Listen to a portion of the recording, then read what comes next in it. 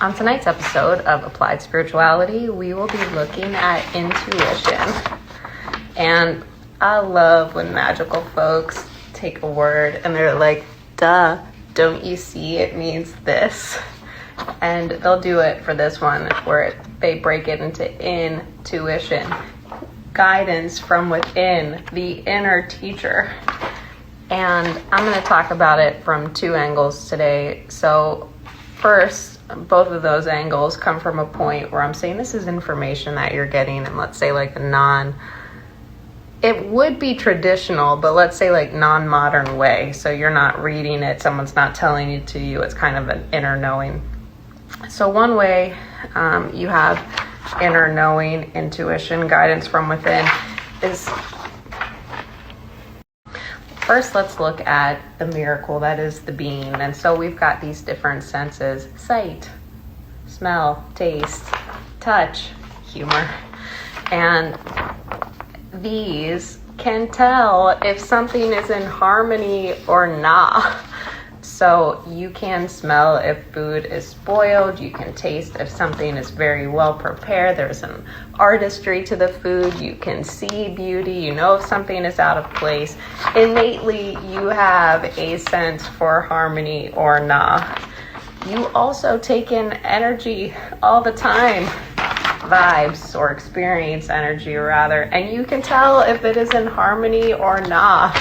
This is like at a basic level, you could think about someone's body language, someone's language, someone's breathing,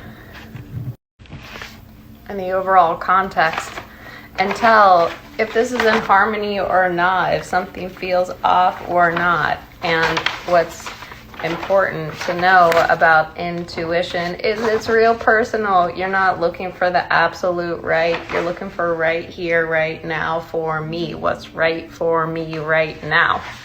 So that is one way to think about intuition. So just the recognition that like you're a ball of energy, man, and you got a lot of really cool features in your ball of energy that are able to discern if something is in harmony or not. And harmony, like truth, seems to have a harmony to it. The other way is kind of like what sparkles to you and what kind of like bubbles up inside. So when you're first getting started, another way is to start to validate the inspiration that comes to you.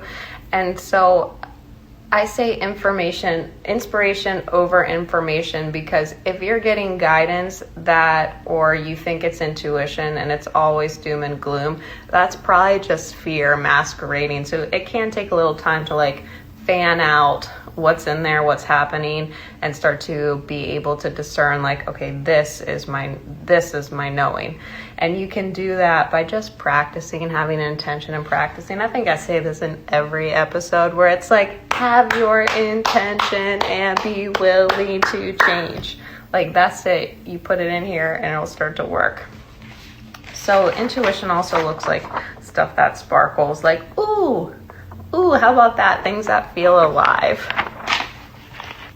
So in recap, today we talked about intuition, inner guidance, and I pointed out that your being is real intelligent and it can discern things that are in harmony or not. It's really just letting yourself acknowledge that. So we've been trained to do so many things just to be nice, and all these different rules we gotta follow where it's like, if it doesn't feel right to you, if it feels off, trust it.